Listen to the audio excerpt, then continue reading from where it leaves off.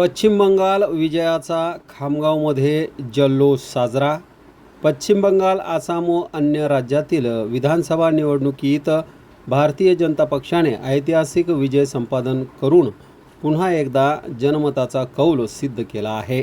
या विजयाचा आनंदोत्सव खामगाव येथे मंत्री आकाश फुंडकर यांच्या भाजपा कार्यालयासमोर मोठ्या उत्साहात करण्यात आला।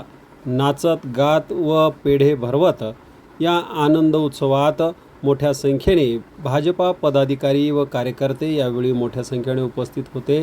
तर मंत्री आकाश फुंडकर यांनी देखील मिठाई वाटून आनंदोत्सव साजरा केला।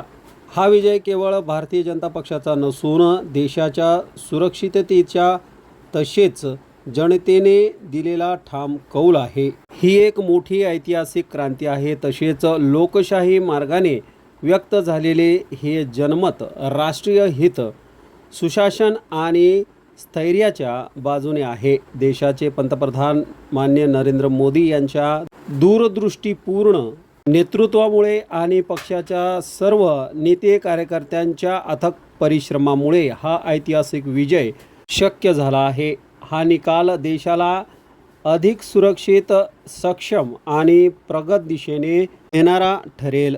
या जल्लोषात मंत्री आकाश फुंडकर यांच्या नेतृत्वात मोठ्या संख्येने भाजपा पदाधिकारी, कार्यकर्ते तथा महिला आघाडीच्या पदाधिकारी, कार्यकर्त्या यावेळी मोठ्या संख्येने उपस्थित होते।